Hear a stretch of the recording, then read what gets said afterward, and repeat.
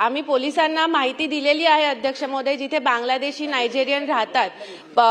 वसईतील कोळीवाडा, एकचोटी गाव, पाचू बंदर असेल, गासमधील टाकीपाडा असेल, नालासोपाऱ्यातलं प्रगतीनगर, नालासोपारा पश्चिमेचं हनुमान नगर, तर इथे कॉम्बिंग ऑपरेशन्स घेऊन कारवाई करणार का अध्यक्ष महोदय, असे माझे स्पेसिफिक प्रश्न आहेत. धन्यवाद.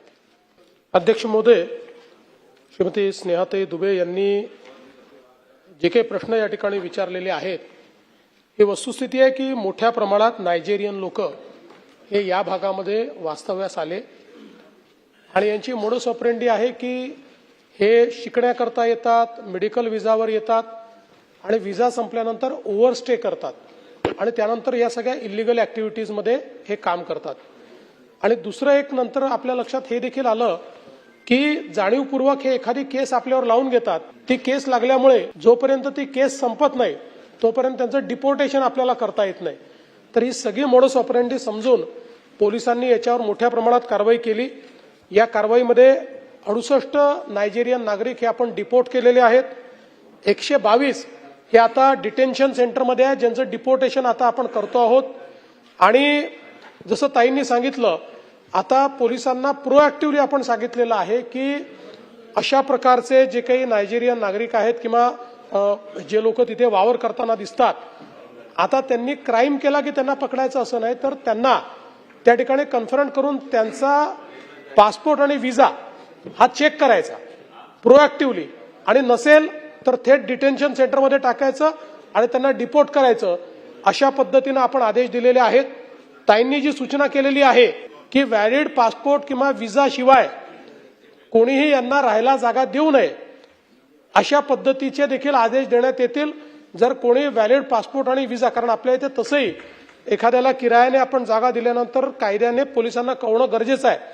त्यामुळे त्या संदर्भात ही त्या ठिकाणी जनजागृती करण्यात येईल की आपल्यालाही मग त्या गुन्ह्यामध्ये सामील मानण्यात येईल. म्हणजे अर्थात यांनी केलेल्या गुन्ह्यामध्ये नाही, पण कुठेतरी अशा प्रकारे इल्लीगल लोकांना राहू दिल्याबद्दल त्या ठिकाणी कायदेशीर कारवाई ही करावी लागेल.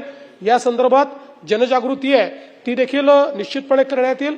तिसरी गोष्ट, एक अजून आमचा प्रयत्न आहे की मुंबईमध्ये लोक येतात, आल्यानंतर त्यांच्या विजाच्या तारखा ज्या असतात या सगळ्याची नोंद ही इमिग्रेशनमध्ये असते.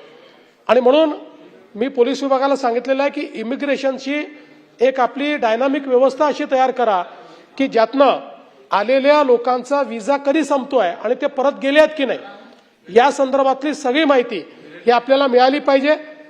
त्या माहितीच्या आधारावर आपल्याला अशी माणसं हुडकून काढता येतील की ज्यांनी ओव्हरस्टे केलेला आहे, विजा संपलेला आहे आणि तरी ते या ठिकाणी राहत आहेत आणि त्यांना त्या ठिकाणी आपल्याला डिपोर्ट करता येईल. तिसरं, ताईंनी जो एक आपल्याला प्रश्न विचारला की अशा पद्धतीच्या केसेसमध्ये तुम्ही मकोका लावता का, तर आपण तो मकोका लावणं सुरू केलेलं आहे. आणि याही आयुक्तालयाला सूचना देण्यात येतील की मकोकामध्ये ज्यांचे केसेस फिट होतात, वारंवार गुन्हे करणारे, त्यांच्यावर मकोका लावण्यात येईल. तडीपारीत ज्यांचे गुन्हे फिट होतात त्यांना तडीपार करण्यात येईल. या संदर्भात कडक कारवाईचे आदेश हे आपण निश्चितपणे देऊ. आणि तिसरं, त्यांनी जो विषय सांगितला की त्यांनी काही ठिकाणी रेड केले आणि उशिरापर्यंत पब त्या ठिकाणी चालू होते, या संदर्भात आपण एक सुधारणा आणतो आहोत लायसन्समध्ये की एक विविक्षित वेळा लायसन्सचं उल्लंघन झालं तर लायसन्स आता आपण सस्पेंड करतो, तो सस्पेंड न करता वारंवार उल्लंघन करणाऱ्यांचा लायसन्स हा परमनंट कॅन्सल करायचा, या संदर्भातले कमेंटमेंट आपण आणतो.